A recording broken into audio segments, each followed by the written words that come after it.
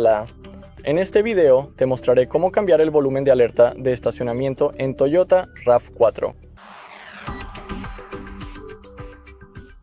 Bueno, entonces primero necesitamos abrir nuestra configuración.